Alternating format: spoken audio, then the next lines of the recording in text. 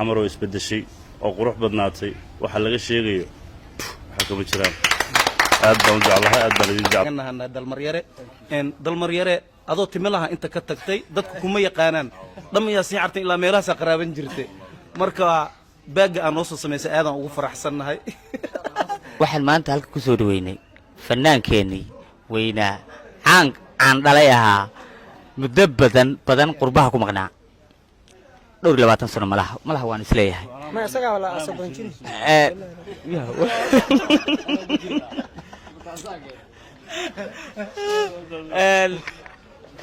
waa tahay maanta waxaan giga diyaaradaha aan ku soo dhaweynay garoonka aadan cadde fannaankeenii caanka ahaa ayaan soo dhaweynay maanta ee dalmaryare soo dhaweyntiisa waxaa cajiib ka sii ahayd wuxuu noqday fannaankii ugu soo dhaweynta fiicnaa ugu taageerahana badnaa uguna fanaaniinta badnaa ayuu noqday intaanu fanaaniin weliga garoonka isugu waayo maanta de cid maba maqnayn maanta garoonka cidi kama maqnayn airportka fanaan wax sheegtaba rag iyo dumarba marka damar waxaan kula horta soo dhawow dalkaagii markow yaa in fanaankeenna dhalinta yar ayaanu nagu dhiibayaa dhinacayga bidix fadhiya ayaanu dhiibayaa dayax dal nurshe dayax kusoo dhawow saaxiib waa mahadsantahay ustaad allah ku sharfo waa salaamayaa dhammaan ummadda Soomaaliyeed meel kasta adduunka ay ka joogaan horena waa u soo hadlay oo maanta hadalkuna ma dhamaanayo waqtigana ma naguma socdo maanta maxaa la cid ordaysa ma jirto walaalkay dalmaryare waa marna fanaankayga qiimaha badan ee weyn aan jecelnahay aan taageerno maanta sharaf weyn noo tahay maanta maxaa la ii sheeg wax aan soo koobi karnay wax laga sheekeyn karo ma aha soo dhaweyntiisa wuxuu noqday fanaankii ugu ما شاء الله سو دوينت wanaagsanaa inta anigu fanaan aan ahaa arkay fan waxaan leeyahay walaalkay soo dhaw intaas oo dhan waxay ku dhacday waana fanaankii markaasi ugu maxaa lahaa saameynta wanaagsanaa inta anigu fanaan arkay ma sha Allah uguna soo dhaweynta fiicnaa intaan wadada maanta soo xilqaameen hurdada ka soo wada kaceen intaasina waxay ku dhacday jacayl isaga loo qabo ma aha wax kale maxaa la waxaan leenahay walaalkeen dalmareer ku soo dhawow magaaladaadii wadankaagii maxaa lahaa waxa ku joogo dadku jecel fanaaniinku jecel dad qiimahaaga yaqaano dad magacaaga yaqaano waxaan ku leenahay ilaahay ha ku sharfo sanadka cusubna waa ka sugeynaa iyo waxaan noo wado haddana waxaan u dhiibayaa walaalkay Ismaaciil Arka dayaxawaad u maasan tahay marka hore waxaan salaamayaa ummadda Soomaaliyeed meel walba ay dunida dacaladeeda ka joogaan marka labaad waxaan aad iyo aad ugu faraxsanahay inaan maanta qayb ka ahay shakhsiyadaydu si gaar ah sharafna ay igu tahay soo dhaweynta walaalkay dalmaryare fanaan weyn fanaan Soomaaliyeed dadku iskuma jiree dalmar waa dalmar faahfaahin kale asaga shakhsiyadiisu uma baahna sharafay noo ahayd maanta inaan ka soo qayb galno soo dhaweyntiisa mid laga sheekay kara may ahayn cid walba indhaheeda oo macallina wana la arkayay waxaan aaminsanahay ka fanaan ahaantiisa marka laga soo tago dalmar shakhsiyadiisa iyo qofnimada iyo gobonnimada Ilaahay siiyay iyo qalbigiisa wanaagsan inay sabab u ahayd isbedelka maanta oo kaga duwanay soo dhaweyntii hore dhici jirtay inta fanaanin la soo dhaweynayay ana aaminsanahay intuu dalka joogo waxyaabaha uu qaban doono sidii maanta tii soo dhaweyntiisa ahayd ay mid kuwii hore ka duwanay u ahayd wax qabadkiisa dambana inuu ka duwanaa doono waayo waxaan ogahay jacaylka ay bulshadiisa u qabto iyo kan anagu u qabno iyo kuwa asagu dadkiisa iyo taageerayaashiisa iyo fanaaniintiisa iyo dalkiisa intaba oo u qabo mar walba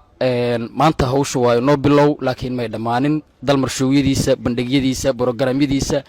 way badan yihiin intaan waa bahdi fanka iyo bulshada maanta soo dhaweysan laakiin Soomaali intuu ka gaaro wuxuu doonayaa insha Allah inuu waqti fiican iyo waqti farxadeed baa la qaato asagana waxaan leenahay aadan ugu faraxsanahay dalkaaga marti ku matihid dalkaaga hooyo ku soo dhawow sharaf iyo karaamana way noo tahay barnaamijyo qurux badan oo ugu horeeyo showga iminka noo dhigana saasaan wada ciyaari doonaa waa caadi la hurdaaniyo aadan idin salaam gees ma ka dhigaa way aadan idin salaamahay kabtan baar horta alxamdulillah mahad ilaahay u sugnaatay waxaan horta maanta waxaan aad ugu faraxsanahay walaalkeena dalmaryare horta dhihimeeno soo dhawow in gurigiisa waaye waxa waaye gurigiisa xariiftan loo ugu maqnay maana dib ugu soo noqday mar walbana waa kuu taagannahay saaxiib sare aniga been kuu mishaa 12kan elboorka tagay aniga laamiga waa isku ekaanay saakay formal life wallahi fanaan imaanayn wiligay maartay uma istaagin meeshaas first one waaye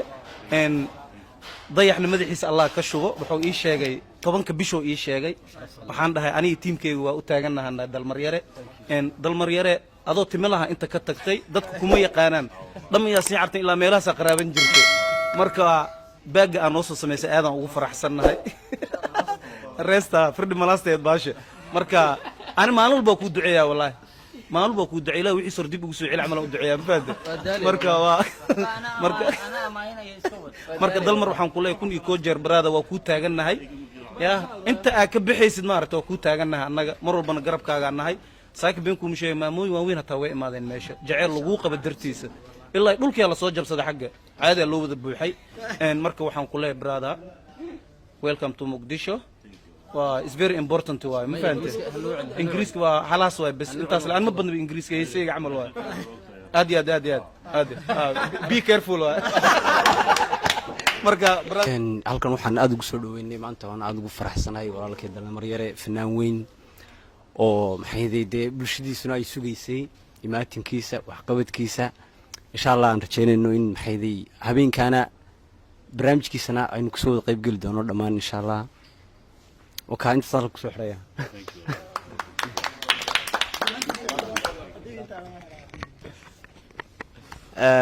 waayahay dhammaantiin aad baan idin salaamaynaa waxaan halkan u wada fadhinaa kulligaya waa ninkan saaxiibkeena aan magaalada kusoo dhaweynay waqti badan aanu sugaynay inuu magaalada soo gaadho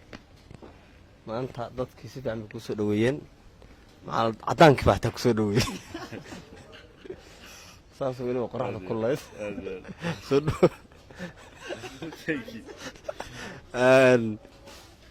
intaas waa kaftan marka walaalkii magaalada kusoo dhawow bulshada Soomaaliyeed ku kala nool dunida dacaladeeda gaar ahaan Soomaaliya Muqdisho sababta uu imaado dalmar yare waa wada ogtiin shooga la soo camiro waan hubaa dad badan baa imaan doona fanaaniin qiimo badan anad fanaan ma moogta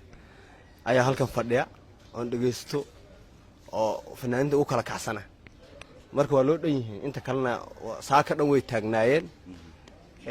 runtii qaar baa maaragtay reero lahaa oo reerahoodii aaday kala cararay oo iska qada doontay marka dhammaantood waa laga warqabaa macnaha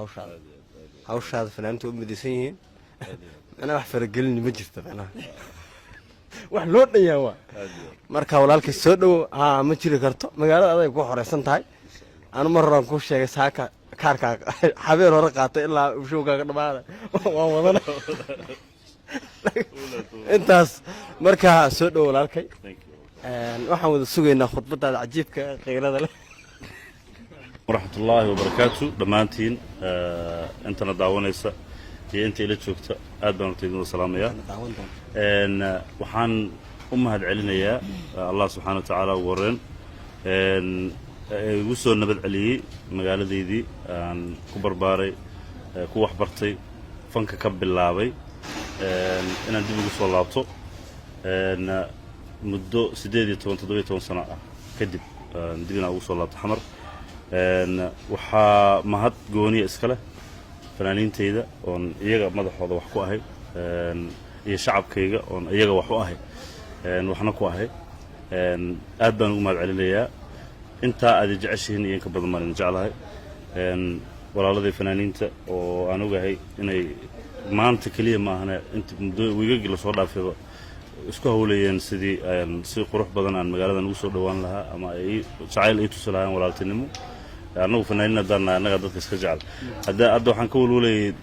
waraama fanaaniinta qaar la dhibay oo ama wax gaareen maanta oo ii sheeg lugu aan ka walwaleeyay walaalkun waxa weeyaan waa wax naga dhaxeeyo walaaltinimo oo maxaan ku dhahay naga dhaxeeyo anagu qabiil ma nihin iyaga ay qabiil ah iyaga ay walaal ah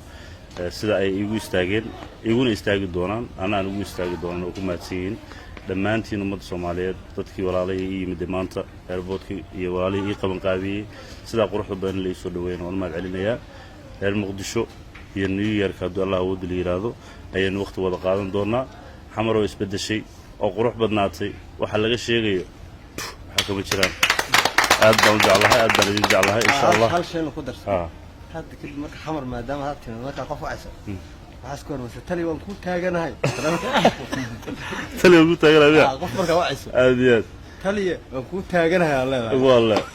aad baan idin salaamaya dhammaantiin waad mahadsantihiin waxaan u mahad celinayaa miidiyaha dhammaantood dhalinyarada youtube-leyda ah tviyada maxaan ku dhahday iyo dadka iyagu si jacayla snapchat-ka u duubanaya aad baan u salaamaya aad baad u mahadsantihiin qoraxdaas aad taagneydeen ilaahay jazaa'igeeda hayda siiyo waa qof xun maydaan u samaynin qof walaalkiina idin jecel baad u samayseen abaalkaasna waa idin hayaa thank you so much